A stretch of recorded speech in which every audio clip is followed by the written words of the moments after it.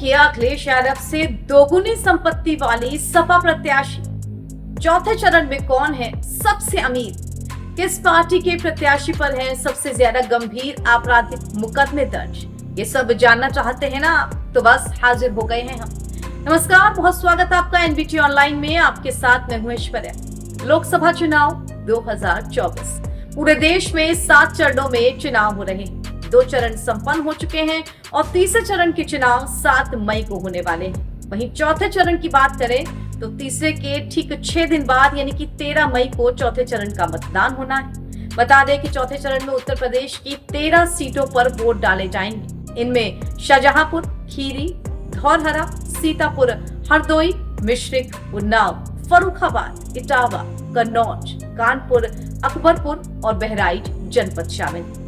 चुनाव से ठीक पहले सभी प्रत्याशी अपना अपना नामांकन भरते हैं और इसमें वो अपनी अपनी संपत्तियों का खुलासा भी करते हैं। साथ ही ये भी बताते हैं कि उन पर कितने गंभीर धाराओं में मुकदमे दर्ज हैं। कुल मिलाकर अगर आप ये जानना चाहते हैं कि कितने प्रत्याशी अमीर हैं, कितने प्रत्याशी पढ़े लिखे हैं और कितने प्रत्याशियों पर मुकदमे लदे हुए हैं, तो आइए इसका पूरा ब्यौरा हम आप तक पहुंचा देते हैं। यूपी में चौथे चरण में चुनाव लड़ने वाले 41% उम्मीदवार करोड़पति, यानी कि 41% उम्मीदवार करोड़पति।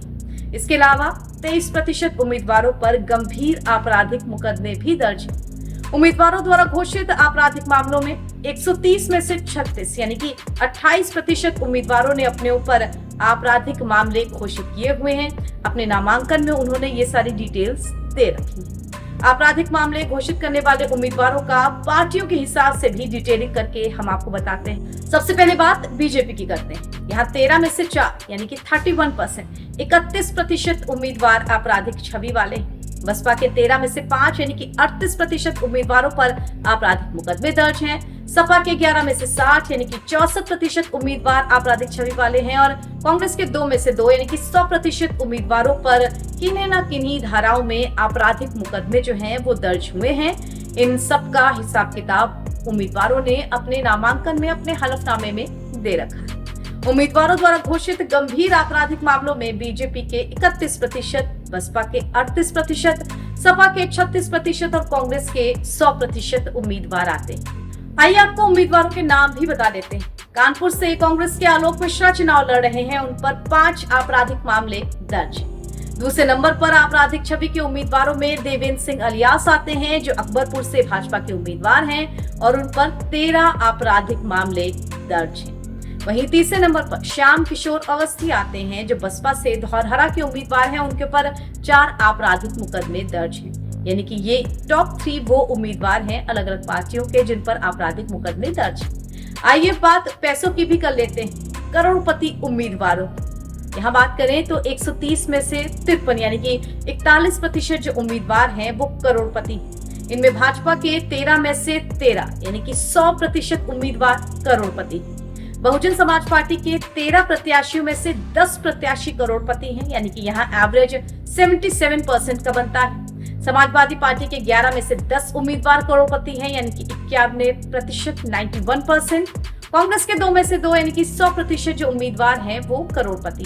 चौथे चरण के उम्मीदवारों की औसतन संपत्ति की बात करें तो वो 3.54 करोड़ है। मुख्य दलों में बीजेपी के 13 उम्मीदवारों की औसत संपत्ति लगभग 9 करोड़ है। बसपा के 13 उम्मीदवारों की औसत संपत्ति 3.67 करोड़, सपा के 11 उम्मीदवारों की औसत संपत्ति 16.71 करोड़ है। वहीं कांग्रेस के 2 उम्मीदवारों की संपत्ति लगभग 19 करोड़ घोषित की गई। चौथे चरण के प्रत्याशियों में उन्नाव से सपा के टिकट पर अनु टंडन चुनाव लड़ रही हैं। उन्होंने भी अपनी संपत्ति घोषित की। इनकी संपत्ति लगभग 79 करोड़ से यानी कि 79 करोड़ रुपए के आसपास।